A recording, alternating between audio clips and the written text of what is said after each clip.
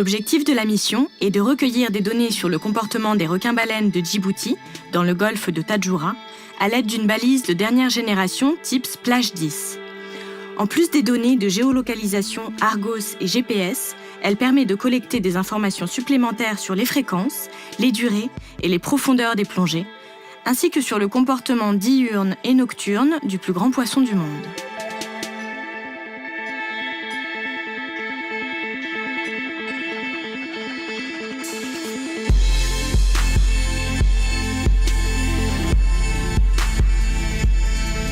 Nous naviguons à bord du Délhi Djibouti pendant 6 jours dans l'aire marine protégée d'Arta, mise en place grâce à l'implication de l'association Deux Camps. Nous sillonnons également les alentours à la recherche des requins-baleines qui se font particulièrement discrets. Nous sommes surpris de rencontrer si peu d'individus à cette période de l'année. Habituellement, les requins-baleines se concentrent dans le golfe de Tadjoura de novembre à mars et il n'est pas rare durant cette période de rencontrer plusieurs centaines d'individus sur une seule semaine. Alors pourquoi ce changement de comportement? Que signifie-t-il? C'est précisément ce qui motive nos recherches. Les pêcheurs locaux nous confirment la présence en grand nombre des requins-baleines jusqu'à la mi-décembre et une forte baisse de pluie. Cependant, lors de leur pêche nocturne, il leur arrive de croiser ces géants des mers avec qui ils parviennent peu à peu à cohabiter. Le soir, nous décidons alors d'installer des éclairages pour concentrer le plancton afin d'attirer les requins-baleines qui s'en nourrissent. Nous constatons une faible densité de plancton et un grand nombre de crabes.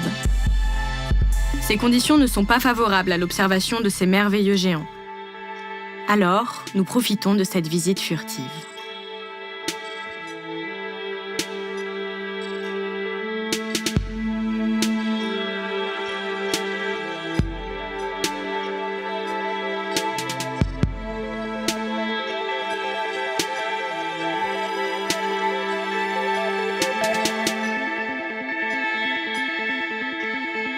Le lendemain, notre patience est enfin récompensée. Nous repérons un requin-baleine qui nage tranquillement en surface. Les conditions sont bonnes. Nous décidons de nous approcher afin de déployer une balise sur cet individu de 4 mètres que nous nommons Unida. C'est un succès. Cette balise va nous permettre de collecter des données importantes sur son comportement pendant plusieurs mois avant de se détacher. Pour l'instant, nous disposons uniquement d'informations sur ses déplacements au jour le jour, ainsi que des durées et profondeurs de plongée. Mais dans quelques temps, nous pourrons communiquer des informations plus complètes. La réussite de cette mission nous encourage à nous préparer dès maintenant pour la prochaine saison requin-baleine, en partenariat avec Nausicaa, pour une meilleure connaissance et protection du plus gros poisson du monde.